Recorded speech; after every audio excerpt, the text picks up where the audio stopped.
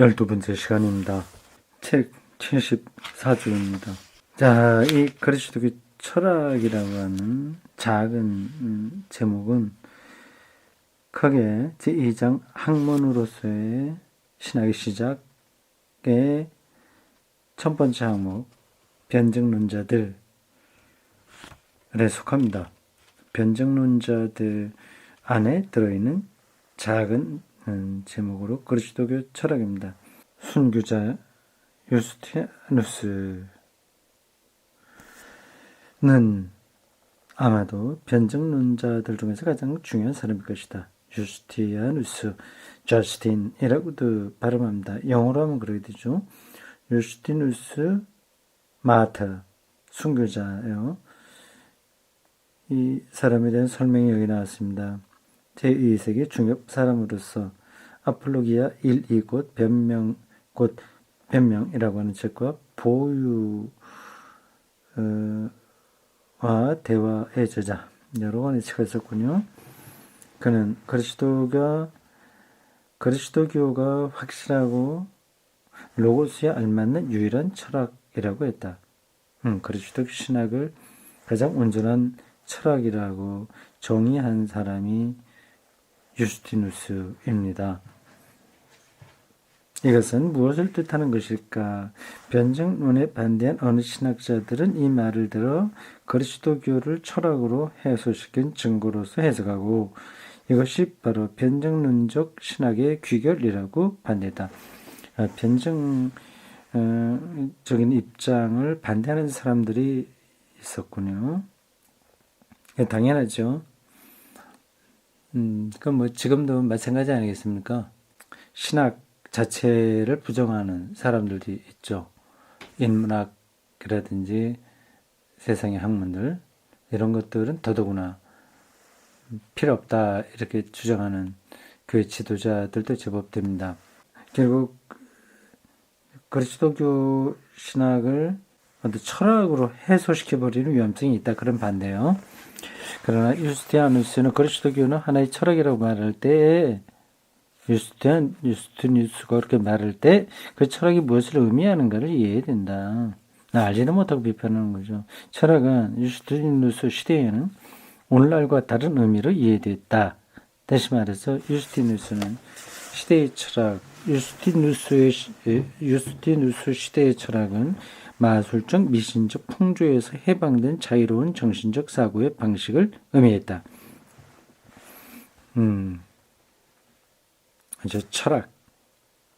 철학은 신화에 속한 것들이 옳은지 그른지를 검증하는 인식론적 토대로 그 당시에 이해가 된 거예요. 신학이라고 하는 말이 이거는 그 당시는 별로 그렇게 좋은 뜻은 아니었습니다. 이거는 신들에 대한 이야기였어요. 신화를 이제 신학이라고 얘기를 했죠. 근데 그것을 검증하는 게 철학이에요. 그러니까 훨씬 더 자유롭고 확실한 인식론적 토대를 갖춘 거죠. 그래서 유스티누스는 철학이란 이처럼 미신적이거나 마술적인 것이 아니라고 이해하고 있었기 때문에 그리스도교는 확실하고 로고스에 알만한 유일한 철학이라고 말했던 것이다. 기독교가 아주 이성적이다. 로고스에 알맞다. 그런 철학이다. 그렇게 주장할 수 있었던 거죠. 근데 그걸 반대하는 사람들은 저는 이제 철학의 문제를 잘 모르고 그렇게 하는 거죠. 고대 말기에 그리스 사람들에게서 철학이란 단순히 이론적인 문제가 아니고 그게 실천적이고 실존적인 문제였다. 철학자가 제시한 삶의 이해는 그들에게는 삶과 죽음의 문제였다. 한 사람의 철학자가 된다는 것은 하나의 철학파에 속한다는 것을 의미했다. 거의 종교적인 차원인 거죠. 삶과 죽음의 문제까지 거기에 들어있으니까요. 그런데 철학파란 일종의 종교적인 제2공동체 바로 나오는군요. 종교적인 제2공동체로서 그 학파의 창시작에는 진리가 계시되어 있다고 사람들은 믿고 있었다. 이러한 학파에 받아들여진다고 하는 것은 철학박사 학위를 받는다는 따위의 의미가 아니고 학파의 분위기 속에 인격적으로 참여한다는 것을 의미한다. 지금의 철학 공부하고는 완전히 다른 거예요. 종교적인 제의 공동체라고 했네요. 그 피타고라스 학파에 속하게 되면 그 피타고라스에게 계시되어서 진리가 거기에 있다. 그러니까 진리에 의존해서 사는 거라고 한다면 그건 종교적인 차원에 속한 거죠. 지금은 이것저것 철학 어떤 게 되게 있다. 하나의 학문으로서 끝나지만 그 당시에는 이게 종교적인 차원이었다. 그겁니다. 유스티누스는 그리스도교 철학이란 보편적인 것이며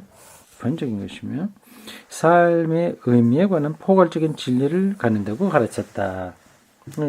동의합니다. 저도 동의합니다. 그러기에 진리가 존재하는 곳에서는 그것이 어느 것이든 그리스도교적 진리가 존재한다.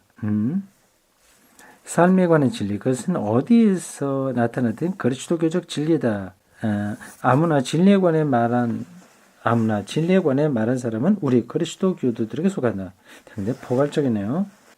요즘 신학의 특성으로 말한다면 굳이 그리스도교 공동체 안에 들어와 있지는 않으나 그리스도교적인 행태로 사는 사람을 가리키는 거죠. 익명의 그리스도인, 익명. 표면적인 것은 아니지만 실제로는 그리스도교인이다. 그런 거하고 맞닿아 있습니다. 이 말은 단순히 이 말은 결국 단순한 자만이 아니다. 모든 걸 우리가 다 포괄한다. 그런 자만이 아니다. 그것은 그리스도교가 이제 모든 진리를 소유하고 있다든가 그리스도교만의 진리를 발견했다든가 하는 것을 의미하지 않는다. 그것은 후대의 로고스론적인 의미에서 봐. 그리스도교주 진리에 원리적으로 포함되어 있지 않는 진리란 그 어디에서도 존재할 수 없다고 하는 것을 의미한다. 그것은 제4복음서가 요한복음이죠. 로고스는 은혜와 진리가 충만했습니다. 라고 말한 것과 같은 의미이다. 그렇죠. 이 말은 또 거꾸로 그리스도교가 끊임없이 진리 지향적이다. 해야 된다는 뜻이기도 합니다. 재밌죠? 이미 이렇게 2000년 그 변증론자들, 교부들이기도 합니다. 거의. 그들에게서 굉장히 깊은 신학적이고 철학적인 바탕이 있었던 거예요. 근데 이런 많은 사람들의 사유와 그리고 논쟁, 저술, 그리고 공동체 활동 이런 것들이 다 농축되어서 그리스도교가 큰 종교 공동체가 된 겁니다. 요스티누스는 이것을 뒤집어서 누구든지 로고스를 따라 사는 사람은 그리스도교다 라고 말했다. 그래서 그는 이러한 사람으로서 소크라테스, 헤라클레이투스, 엘리야와 같은 사람을 받아들였다. 사람들을 들었다. 그러나 그는 한 가지 구별을 지었다. 그것은 곧 그리스도 안에서 완전한 로고스가 나타나 몸과 마음과 영을 이루었다는 것이다. 이게 변명 2권 10쪽에 나온다는 거네요. 그러므로 그리스도교 밖에 있는 철학자들은 부분적으로는 오류 가운데 있으며 부분적으로는 심지어 이교의 신들로부터 오는 마성적 힘에 사로잡혀 있기까지 한다. 이교의 신들이 존재하지 않는 것은 아니다. 이들은 파괴적인 힘을 가지고 현실적으로 존재하는 마성적 세력으로 보고 있다. 아이고, 좀 복잡하네요. 넘어가겠습니다. 그 다음 76쪽 두 번째 패러그래프입니다. 이 모든 것은 무엇을 의미하는가? 그것은 그리스도 교도들이 자기 종교를 다른 여러 그릇된 종교와 병존하고 있는, 예컨대 진정한 종교라고 할지라도 하나의 종교로 보지 않았다는 것을 의미한다. 여러 종교 중에 하나로 본 게 아니라는 거예요. 실제로 우리가 여기서 알 수 있는 것은 그리스도교가 비록 다른 여러 종교 가운데 하나라고 할지라도, 그리고 그리스도교만이 옳고 다른 모든 종교는 그렇다고 할지라도 그리스도교에 대해서는 종교라는 개념을 적용시키는 것을 부인했다는 사실이다. 그렇다면 이미 이 시대에 보네퍼가 얘기하는 탈종교와 비종교적 해석 그런 신학적 개념이 나왔다는 말인지요. 변증론자들은 그들의 종교는 옳고 다른 사람들의 종교는 그렇다고 주장하려고 한 것이 아니었고 그들의 종교의 기초가 되는 로고스가 출현했다고 주장했던 것이다. 로고스가 세계를 질서 있게 움직이게 하는 근본적인 힘이니 그게 그리스도교로부터 이제 시작되었다, 온전하게 시작되었다는 거를 말함으로써 이제 다른 종교를 완전히 잘못됐다고 말하는 것은 아닌데 그리스도교를 통해서 명실상부하게 진리를 얻게 되었다는 뜻인 것 같습니다. 곧 그들은 그리스도교를 완전한 로고스의 구현에다 바탕을 두었다. 이 로고스라고 하는 것은 다른 종교, 다른 철학, 다른 사람들과 서로 소통할 수 있는 보편적 토대잖아요. 근데 그걸 붙들은 거죠. 그 로고스를 받아들여서 기독교적으로 해석한 거죠. 그러니 다른 종교나 철학하고 최소한도 대화는 되는 거고요. 그들이 이미 로고스를 얘기하고 있으니 그들이 다 틀렸다고 말하는 건 아니고요. 그러나 이제 그리스도를 통해서 로고스가 온전하게 구현되었다는 점에서 차이가 있는 거죠. 로고스는 하나님 자신의 완전한 로고스로서 그의 존재의 중심에서 그의 전체성에서 나타난다. 이것은 종교 이상의 것이다. 종교는 여기서 말하는 종교는 뭐 죽음이 두렵다거나 외롭다거나 뭐 복을 받고 싶다거나 뭐 그런 데에서 나타나는 어떤 정신적인 현상이라고 할 수 있지 않습니까? 근데 기독교는 그러한 죽음이 두렵다, 뭐 외롭다, 뭐 잘되고 싶다, 이제 그게 아니라 로고스의 출현인 거죠. 진리 자체인 거죠. 그러니까 종교라고 할 수는 없다는 그런 말입니다. 그것은 시간과 공간에서 나타난 진리다. 그러므로 그리스도교라는 말은 하나의 종교로서가 아니라 모든 종교의 부정과 극복으로서 이해된다. 그렇기 때문에 그리스도교는 이러한 그의 보편성에 힘입어 로고스를 이야기하니까 이건 보편적인 거야. 보편성에 힘입어 모든 종교를 포괄할 수 있는 것이다. 생각하는데 유스티누스는 절대로 말하지 않으면 안 될 것, 곧 만일 그리스도교가 자신의 사상의 한 요소로서 받아들일 수 없는 실존적 진리가 이 세상 어디인가 있다면 예수는 그리스도가 아닐 것이며 다만 다른 모든 교사, 이들은 모두 계약을 받고 무엇인가 잘못을 지니고 있는 것과 함께 있는 한낱 교사에 지나지 않는 존재라는 사실을 말하는 거죠. 이해가 됐죠? 그러나 이것은 초대 그리스도교들이 말했던 것은 아니다.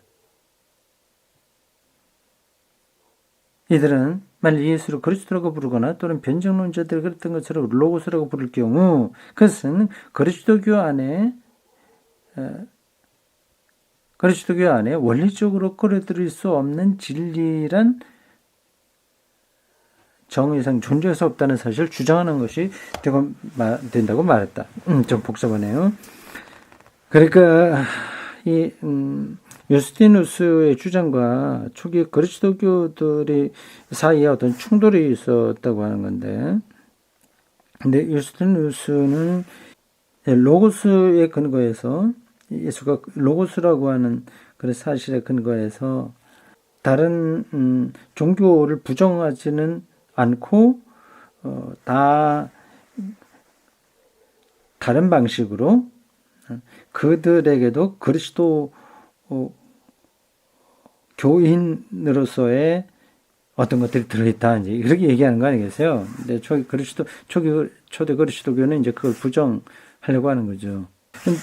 이들이 왜 부정하는지를 지금 읽은 그 부분을 다시 한번 보겠습니다. 이들은 만일 예수를 그리스도라고 부르거나 변증론자들처럼 로고스라고 부를 경우, 그것은 그리스도교 안에서 원리적으로 끌어들일 수 없는 진리란 정의상 존재해서 없다는 사실을 주는 것이다. 아휴, 이게 번역이 이상한 거지. 좀 내용이 왔다 갔다 합니다. 넘어가겠습니다. 우리도 이 점에서 이들을 따를 수밖에 없다. 만일 이와 같은 것을 의미하지 않는다면 로고스라고 하는 개념을 그리스도로서의 예수에게 정의할 수 없을 것이다. 이것은 이 로고스가 온갖 진리를 다 소유했다고 하는 것을 의미하지 않는다. 그렇게 말하는 것은 무의미한 것이며, 그렇게 인간성을 빼앗는 것이 될 것이다.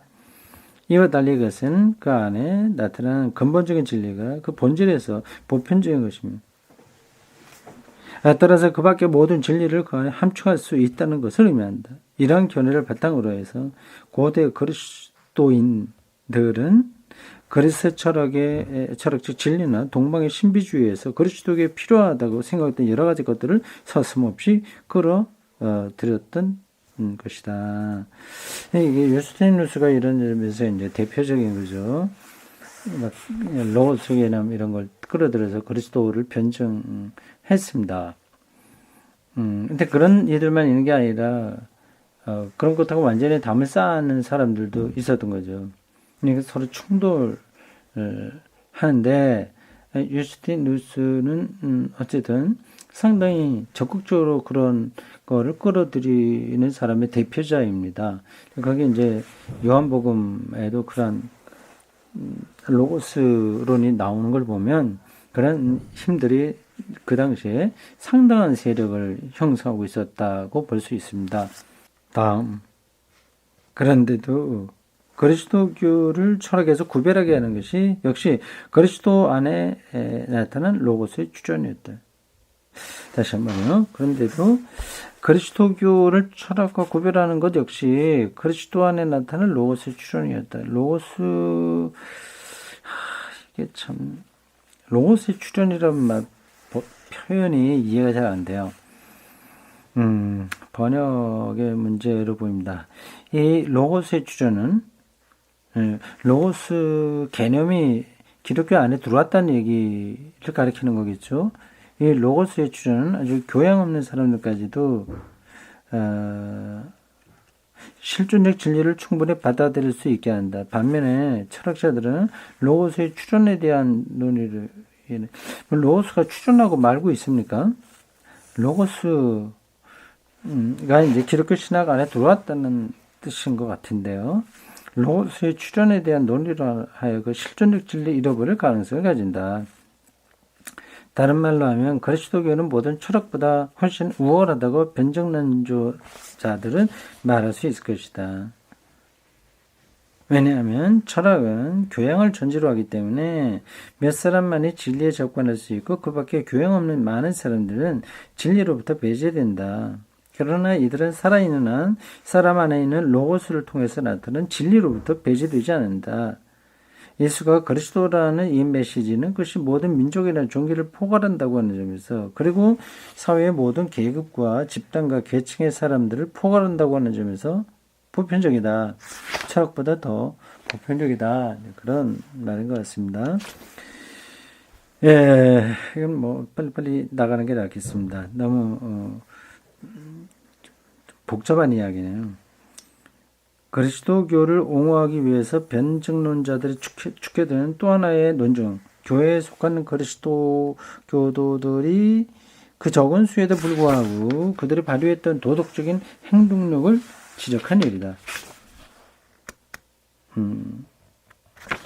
도덕적인 행동력, 도덕성 얘기하는 거죠. 그렇기 때문에 그리스도교 집단은 로마 제국에 대한 위험한 존재가 될 수 없었다. 착하게 사니까 로마 제국에 뭐 위험하겠냐고 하는 반론을 피는 거죠.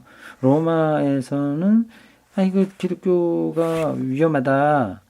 그러니까 앞 시간에 얘기한 대로요. 지금 변정론자들은 로마 그 제국 안에서 받는 두 가지 그 고발에 대한 자기 해명이라 변증이라고 하지 않았습니까? 그 중에 하나가 고발당하는 이유 중에 하나가 로마 체제를 위태롭게 한다는 거예요. 세계를 지배한 악한 어떤 권세가 있다고 자기들은 생각해서 그 악한 권한들을 이제 통솔하는 게 로마 정치와 시스템 이데올로기인데, 기독교는 이미 극복되었다고 하니 더 이상 로마 권력이 없어도 된다는 생각이 싹틀 수밖에 없는 거예요. 그러니까 위험하다고 한 거예요. 근데 위험한 게 아닌 이유를 도덕성에서 지금 제시하는 겁니다. 이 집단은 세계가 혼돈으로 떨어지지 않도록 도왔다. 심지어 이들을 로마 제국 자체 이상으로 세계 질서를 뒷받침해주고 있었다. 그래서 유스티누스는 세계는 그리스도교도들이 기도에 의해서 살고 있으며 그리스도교가 국가의 법률에 복종함으로써 살고 있다. 그리스도는 세계를 보존한다. 반면에 신은 그리스도교들 때문에 세계를 보존한다고 강조할 수 있었다. 이러한 유스티누스의 변증은 로마 체제 안에서 그 위험에 빠질 수 있는 기독교를 지켜내려고 하는 노력이었습니다. 자, 유스티누스에 대한 이야기가 거기까지 됩니다.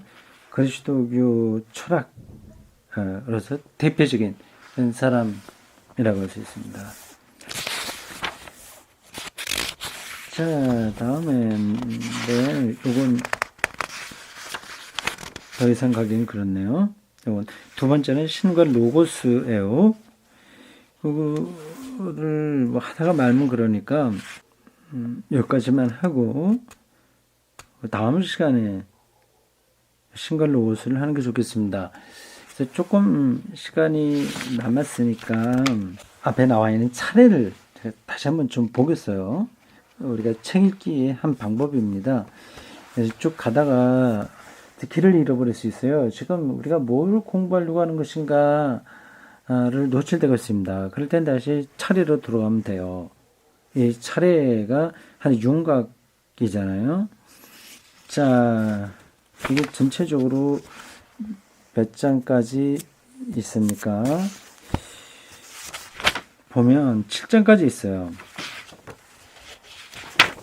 1장은 그리스도교 신학의 예비, 2장은 학문으로서의 신학의 시작, 학문이라고 하는 거예요. Wissenschaft, 독일어로요. 신학에서 학문은 아니잖아요. 아닐 수 있었어요. 그런데 학문으로 자리를 잡게 된데 여러 변증자들이 역할이 컸습니다. 2장이 그렇고요. 3장은 서방의 그리스도교적 사고의 발전. 이 신학은 거의 서방 중심으로 갔어요. 이 말은 동방이 있다고 하는 거죠. 동방은 콘스탄티노플을 수도로 하는 동로마 교회를 가립니다. 동로마 교회요. 로마 교회. 정교회라고 보통 얘기를 합니다. 서방 교회는 로마를 중심으로 하는 거예요. 서방 그리스도교적 사고의 발전 나와요. 여기에 이제 대표적인 사람이 어거스틴입니다. 지금도 개신교나 가톨릭이나 다 어거스틴 신학에 많은 영향을 받고 있습니다. 4장은 중세교회입니다. 중세교회는 가톨릭 신학이 체계를 잡는 때라고 할 수 있습니다. 서방의 그리스도교 역사, 어거스틴 이럴 때까지는 거기는 이렇게 신교하고 가톨릭이 같이 공유한 부분이 많아요. 근데 중세에 스콜라 철학, 스콜라주의 뭐 이런 쪽으로 오게 되면 이제 가톨릭 신학의 특성이 강해지죠. 아, 여기에 아퀴나스에 이런 사람들이 나와야 되는데 나오는군요. 제4장의 7번 13세기에 나옵니다. 그 13세기가 가톨릭 신학이 또 아주 크게 확장되는 때예요. 여기에 토마스 아퀴나스가 나옵니다. 그래서 아퀴나스는 많이 다루지 않네요. 어거스틴에 비해서 조금 다루고 있습니다. 우리가 개신교 신학이니까 그럴 수밖에 없죠. 5장은 트렌트 협의회 로마 가톨릭의 종교회의입니다.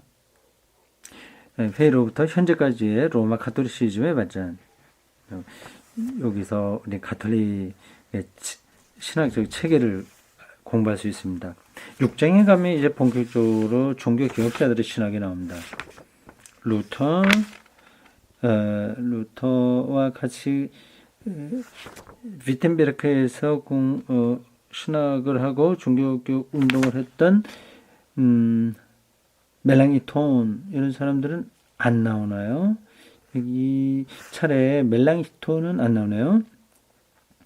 그 사람도 중요하긴 한데 뭐 어딘가 짤막하게 나올지도 모르죠. 이 차례에는 나오지 않습니다. 쯔빙글리는 나오고요. 칼빈까지 나옵니다. 칼빈은 좀 후대 사람이에요. 7장 종교개혁 이후에 프로테스탄트 신학의 발전입니다. 이걸 가리켜서 개신교 정통주의라고 합니다. 정통주의. 그 토마스 아퀴나스 이후로 로마 가톨릭 교회가 그 카톨리시즘, 가톨릭주의를 발전시킨 게 14세기, 15세기예요. 트렌트 회의가 굉장히 중요했습니다. 이때 많은 것들이 결정돼요. 근데 그러한 로마 가톨릭 교회의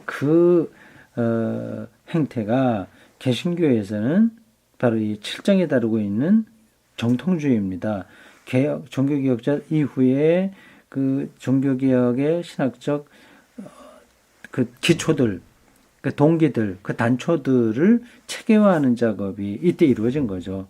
정통주의예요. 자, 수고했습니다.